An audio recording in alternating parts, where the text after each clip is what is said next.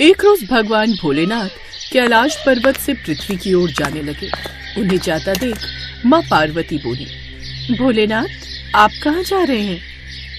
मैं पृथ्वी भ्रमण पर जा रहा हूँ। मैं भी आपके साथ चलूंगी। लेकिन देवी, आप चलकर क्या करेंगी? वो मैं नहीं जानती, बस मुझे भी आपके साथ जाना है। देवी पार्वती नहीं मानी और वो भी उनके साथ चली गई। घूमते घूमते पार्वती जी को भूख लगने लगी। वो महादेव से बोली, महादेव मुझे भूख लगी है, मुझे खीर खांड का भोजन करना है। ये सुनकर वो थोड़े आगे आए। उन दोनों ने आम इंसान का भेष ले लिया। शिवजी ने एक बड़े से घर का दरवाजा खटखटाया, जहाँ से एक सेठानी बाहर निकली। कहिए क्या चाहिए? हमें खीर खांड का भोजन करना है। खीर खांड का भोजन करना है तो अपने घर जाकर खाओ, मेरे यहाँ क्यों मांगने चले आए? यहाँ क्या मैंने कोई भंडारा खोला हुआ है? ये कहकर सेठानी ने दरवाजा बंद कर लिया। कुछ आगे चलने पर उन्हें एक गरीब बुढ़िया मिली। उसने पूछा, बताइए महाराज, आपको क्या चाहिए?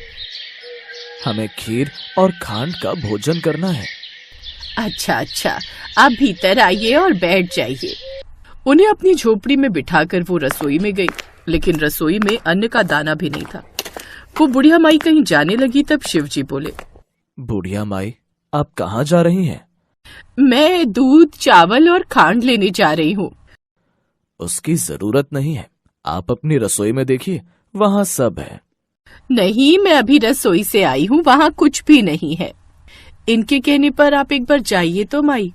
बुढ़िया माई वापस से रसोई में गई, जहाँ सब सामान था। ये देख बुढ़िया माई हैरान रह गई। उसने झट से खीर बनाई और महादेव और पार्वती माता को खाने को दी। कुछ देर बाद वो दोनों वहाँ से जाने लगे। तब बुढ़िया माई बोली, महाराज बची हुई खीर का मैं क्या करूंगी? मेरे घर में तो कोई नहीं है उसे खाने वाला। मैंने जितनी खानी थी खा ली। ये सुनकर महादेव बोले, माई अपनी आंखें बंद करो। बुढ़िया माई ने अपनी आंखें बंद कर ली। कुछ देर बाद, अब अपनी आंखें खोल लो। जैसे बुढ़िया माई ने आंखें खोली, अंदर उसके बेटा बहू और पोते पोती थे। ये देख वो बड़ी खुश हुई, लेकिन फिर उदास होकर बोली, महाराज मेरा घर तो एक छोटी सी झोपड़ी है, फिर मैं अपने परिवार को कहाँ रखूंगी? महादेव ने जाते जाते उस झोपड़ी को एक लात मारी और वो झोपड़ी बड़े महल में बदल गई। ये देख बुढ़िया माई हैरान रह गई। वो बोली, कौन है आप और ये सब चमत्कार? आप जरूर कोई दिव्य शक्ति हैं। मुझे दर्शन दो प्रभु, हे माता। तभी वो दोनों अपने असली रूप शिव पार्वती के रूप में आ गए। ये देख बुढ़िया माई बहुत खुश हुई। इसके बाद वो आगे की ओर चले गए।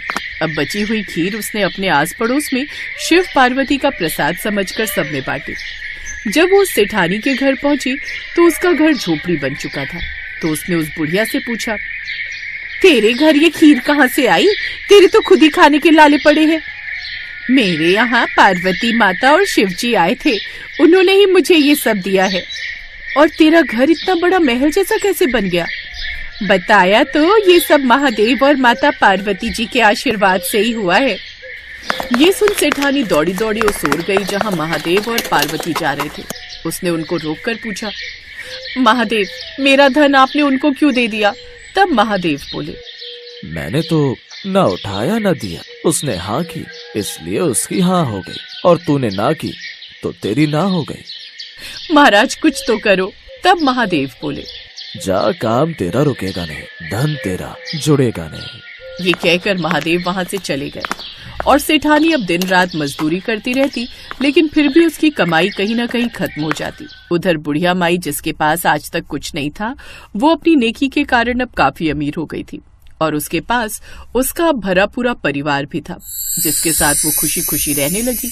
आज की हमारी दूसरी कहानी एक शिवपुरी नाम के गाँव की है, जहाँ एक नारायण नाम का ब्राह्मण रहता था।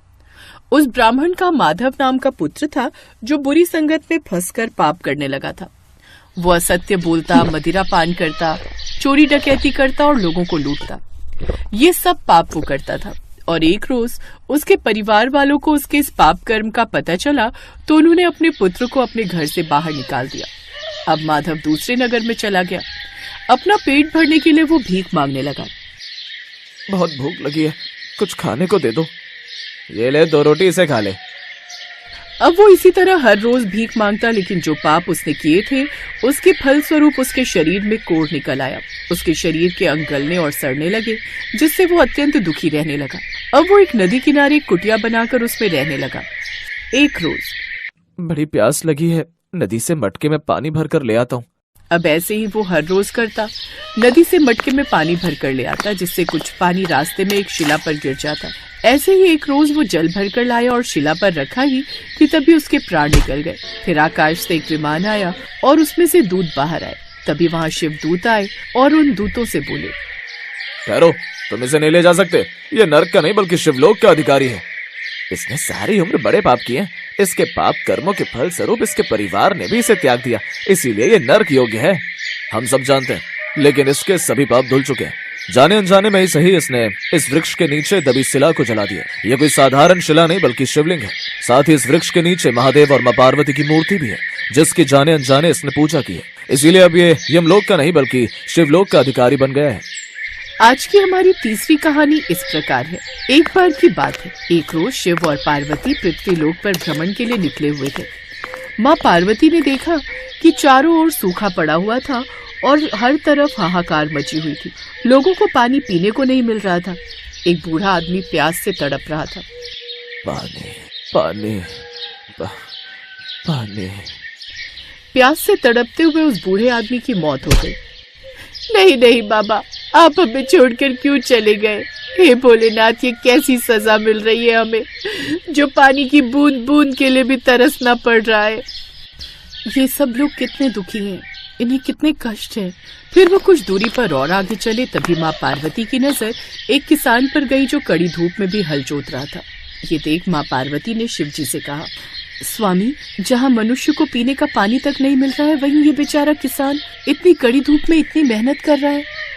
इसके पीछे इसका एक तात्पर्य है देवी। वह ये कार्य इसीलिए कर रहा है ताकि खेत जोतने की उसकी ये आदत छूट ना जाए। कैसा तात्पर्य स्वामी? उस मनुष्य को देख माँ पार्वती को उन पर दया आ गई और उन्होंने उसकी मदद करने की सोची। स्वामी, सब प्यास के मारे इतने तड़प रहे हैं, फिर आप वर्षा क्यों नहीं कर देते? नहीं देवी, अभी वो समय नहीं आया है। जैसे ही वो समय आएगा हम वो कार्य भी अवश्य करेंगे। भोलेनाथ ऐसे तो मानेंगे नहीं। तभी माँ पार्वती को एक युक्ति सूझी।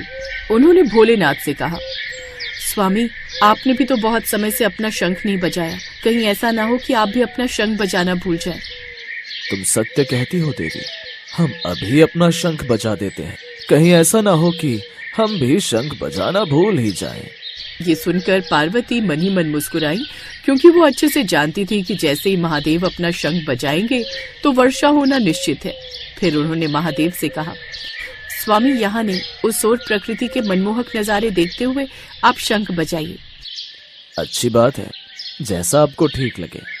और फिर अपना शंख निकालकर उसे बजाने लगे। उस शंख की आवाज से मानो पृथ्वी खिल उठी, पक्षी चहचहाने लगे और बादल भी इतने खुश हुए कि झमझम बरसने लगे और पृथ्वी लोक पर तेज बारिश होने लगी। ये देख सभी लोग खुशी से झूमने लगे और महादेव और माँ पार्वती के नाम के जयकारे लगाने लगे। अब ना तो धरती प्यासी थी और ना ही कोई मनुष्य या पक्षी। महादेव भी समझ गए थे कि ये सब माँ पार्वती ने जानबूझकर किया है, लेकिन इसमें उनकी दया भावना छुपी हुई थी।